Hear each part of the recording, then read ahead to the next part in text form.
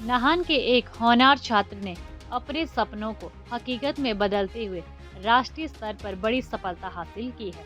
NDA की परीक्षा पास करने के बाद जब अनुराग ठाकुर अपने स्कूल पहुंचे तो वहां का माहौल खुशी और गर्व से भर गया।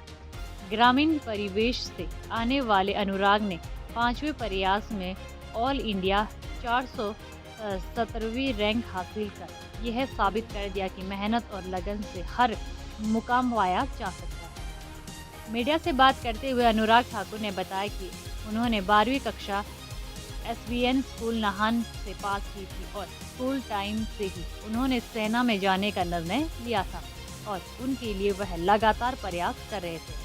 उन्होंने बताया कि कई बार उन्हें असफलता भी हासिल लगी, मगर अंत में 5वें प्रयास में 417वीं ऑल इंडिया रैंक हासिल कर उन्होंने यह सफलता हासिल की है।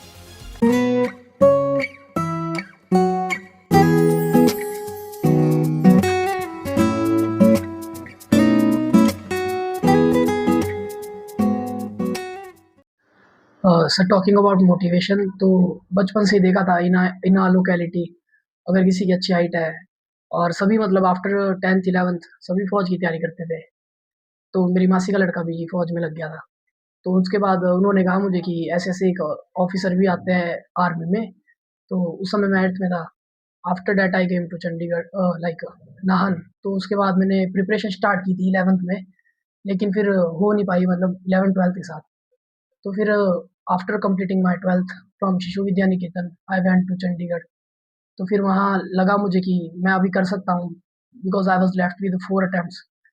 तो मैंने तैयारी शुरू की पीडब्ल्यू से, डिफेंस वाला ऑनलाइन कोचिंग ली। थिंकिंग क्यूब एक लाइब्रेरी है, नया गाँव पंजाब मतलब चंडीगढ़ की पास ही है, तो मैंने वहाँ पर बैठकर तैयारी करी। In my first attempt I couldn't make my written examination, लेकिन फिर उसके बाद रिटन हो गया। तो in 2025 I got conference out in my ND1 2025, but then I took admission in DAV College Chandigarh. After that I gave my written examination.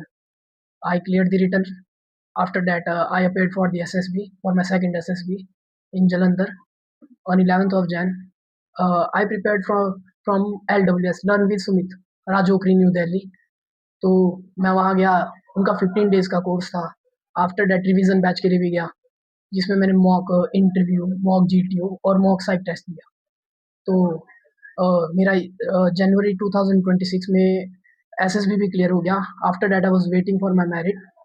तो 8 अप्रैल के आसपास मेरी मेरिट आई, तो मेरा ऑल इंडिया रैंक 417 आया और मेरी फर्स्ट प्रेफ़रेंस आर्मी थी, जो कि मुझे अब मिल रही है सर। देखिए, ऐसा है कि जो स्टूडेंट्स हैं, हमारी कोशिश एक ही रहती है कि बच्चे को जो है हार्ड वर्क करना सिखाएँ हम लोग। हार्ड वर्किंग जब बच्चा बनता है, तो कई बार स्ट्रेस भी आता है बच्चों के ऊपर बहुत ज़्यादा, ये भी ऐसा भी हो जाता है कई बार। बट वो चीज़ें इसलिए चलती है ताकि बच्चा जो भविष्य में जो है, फ्यूचर में जिस दिन भी किसी कॉम्पिटिटिव एग्ज़ाम्स में जा रहा है, उस दिन जो है वो स्ट्रेस को मैनेज कर ले। और शायद आज जो इतने सारे रिजल्ट्स मिल रहे हैं, वो इसी का ही नतीजा है कि जो बच्चों को हार्ड वर्किंग बनाने की कोशिश हम लोग करते हैं, वो सबसे बड़ा कारण है। इस बच्चे के केस में मैं एक बात कहना चाहूँगा कि कई बार ना कुछ बच्चों से हमें भी सीखने को मिलता है कि इस बच्चे की जो अपनी अचीवमेंट है, वो